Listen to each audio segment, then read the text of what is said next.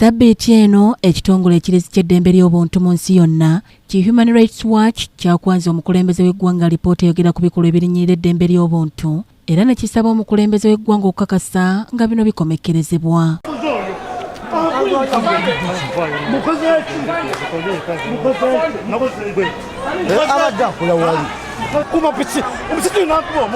President wadde ayogera history eyo nze siroza nti history ateekuwa ekyanya okutandika ate okulinnyirira byonna bye wakola.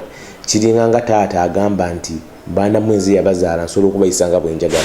So nze ndowooza nti ssemateeka yennyini enfuga etambulira ku mateeka yennyini gye yeenyumirizaamu gye yateekawo constitutionalism and rule of law era yirina okugobererwa okulaba nga obwenkanya butuukibwa. Ebimu ku bikolwa ebyanokoddwayo mu alipoota eno mulimu eky'okutulugunya bannansi, abantu ba bulijjo okukozesebwa mu kkooti y'amagye, ab'ebyokwerinda okusussa eryanyi ku bantu ba bulijjo wamu n'ebirala. N'okuwamba abantu bangi tetumanyi gye bali, bakanata Muhammad tetumanyi gye bali, basempejja Yona tetumanyi gye bali.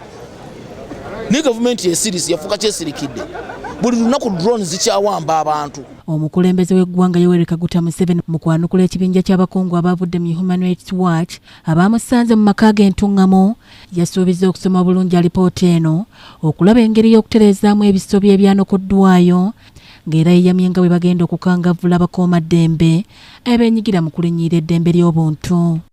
Bwe batuuka mu kkooti eyo bafuna zoyinza remand periods nde babasindika kwa remand nga tebavunaaniddwa misango ba trial nga eriyo n'abamazeeyo omwaka ate nga abantu bano bonna beekulubeeseza mu kkuwa erimu ery'ebyobufuzi kwegamba kkooti y'amagye neebeera ng'ekozesebwa ng'ekyokulwanyisa okulwana entalo z'ebyobufuzi.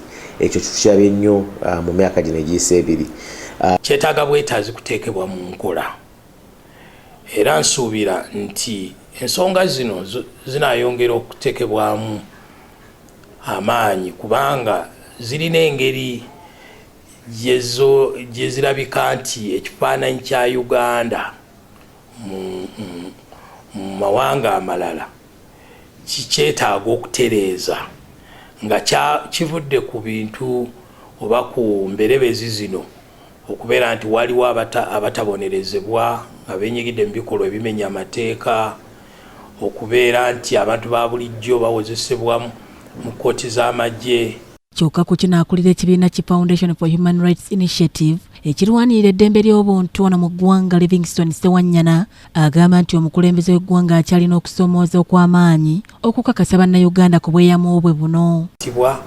Okuwozesebwa era ne babonerezebwa ng'era amateeka bwe galagira. N'olwekyo ekiwandiiko ekyo kyongereza buwongereza ku kusaba okubadde kujja kukolebwa bwentakera nga basaba pulezidenti abeeko kyakola kwabo b'ofiisa ba magye abeenyigirwa mu bikolwa ebyo kisobole okubeera nti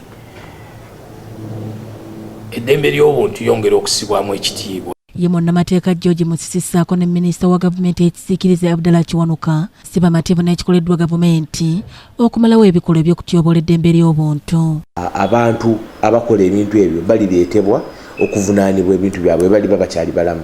N'olwekyo nze ekyenjawulo kye ndabyewo nti Human Rights Watch etuyambye ku documenting oba okuwandiika ebintu bino biteeka mu kyapa bisobole okubeerawo nti newegiba myaka 10 oba myaka 10 balibiraba abalibeerawo nti ebintu bino byaliwo mu myaka gino era abaliba basobola okubaako kye bakola bajja kikola okulaba nga oba oliawo balwanirira obwenkanya ebbanga lyonna bwe balibeerawo. Abantu babawamba nga babaleeta mu kkooti nga bonna bakubyekubye kkooti ne bakkiriza ne babasomera emisango.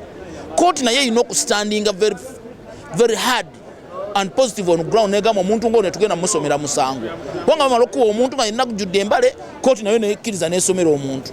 Mu mbeera ng'eyo tetusobola kufuna demokrasi wakimmemmette mu ggwanga wano nga ne kkooti Livingstone Sewanyana ssaako n'abantu abalala bavumiridde ekyayogeddwa muduumizi w'ebikwekweto bya poliisi mu Kampala n'emiriraano Stephen Tanui mu bitundu by'e Mukono eky'okukuba ku nnyama amasasi abasangibwa mu bubbi. Ate era etteeka lirambika bulungi nti poliisi bw'eneebanga ekola emirimu gyayo ng'erina omuntu gwegezaako okukwata obanga omuntu oyo omuzi w'emisango alina ekissi ng'emmundu nga yayinza okuleeta obulabe eri ofisa yenna omukuumaddembe etteeka lirambika bulungi nti okwetaasa basobola okukuba amagulu naye tebakuba mu kitundu kyonna ekiyinza okuleeta obulabe. Ekyokubiri, ne bw'abanga abadde mubbi tubaddeho kakisoba oli awo kujjayo kumanya information na intelligence kukutwala kabonda akalala akamusindika